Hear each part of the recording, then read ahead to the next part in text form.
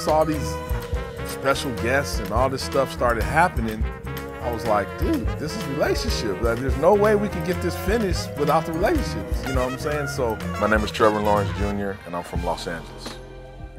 I have been a part of a lot of things over the years and a lot of records, a lot of things behind the scenes, you know, as a session musician and producer and writer, but I never came out in the front, you know, to do my own project, right?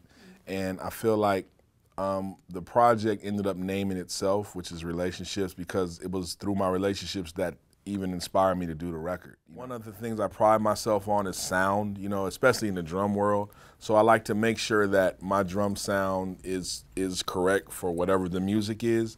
So I think that also means versatility. I would hope to be perceived as somebody that's just kind of a musical chameleon that just gives people great music. Don't worry about the name of it. Just worry about if you like it or not. From some of my influences, obviously, which is jazz and hip hop mainly, I start the record off with a song with both of those, which is that song Car Vibe, because that's kind of an intro of, hey, this is what this guy is known for. These are two major influences in my life. Those are my two main influences. The type of impact I'd like relationships to have on everyone is, you know, just for people to understand the importance, especially this musician world, this musician community, and this generation now of you know, millennials and everybody growing up on social media.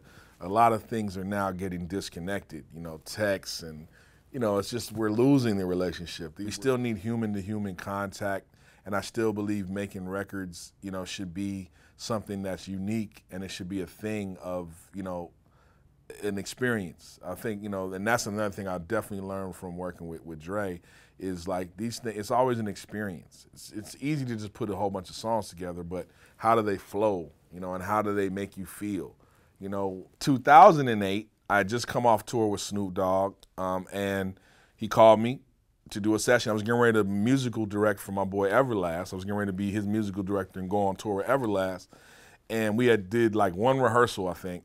And so Dre called me like, hey, I need you to come to the studio. So I played and did my thing, and he was like, man, so, you know, I need to know your schedule. I was like, I'm here for the next 2 weeks, you know, before I go out on tour. I could come every day, whatever, let me know. And he was like, no, I need to know your schedule. So he pulled me in the room.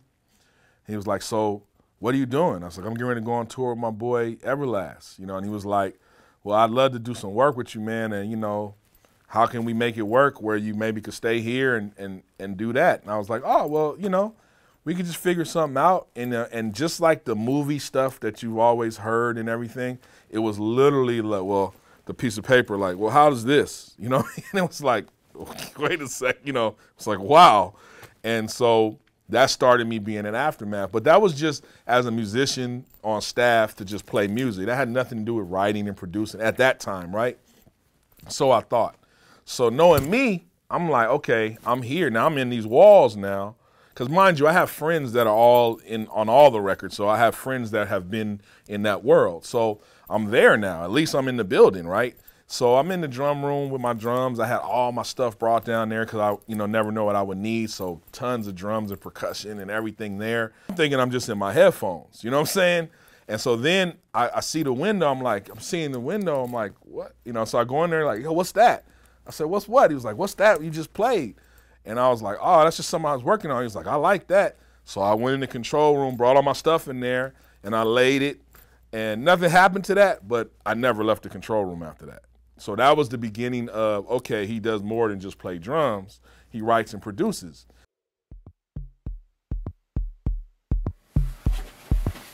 What up, Trey?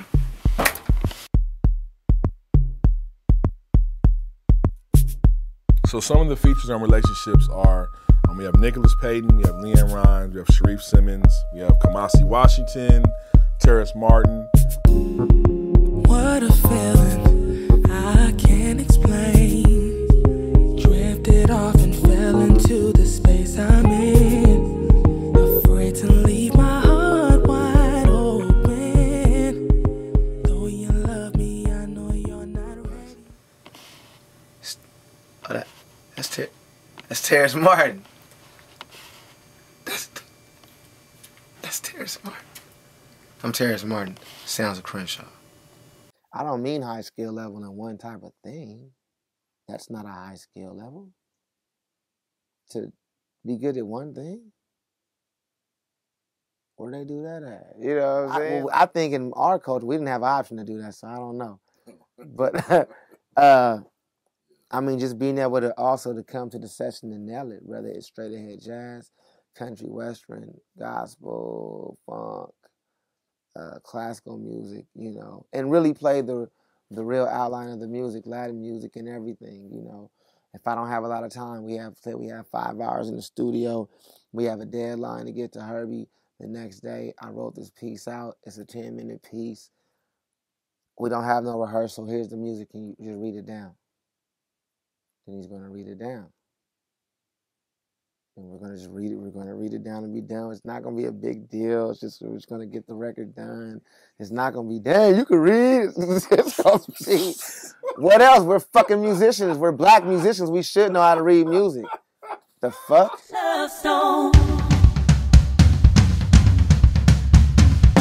A genuine inspiration to be creative, but I also was like inspired by my people that I, you know, very close around me to make the record. Rope-a-dope is like the new Blue Note. So it's like they're progressive. They got the young, you know, people that's part of the movement. You know, there's only a few labels doing that.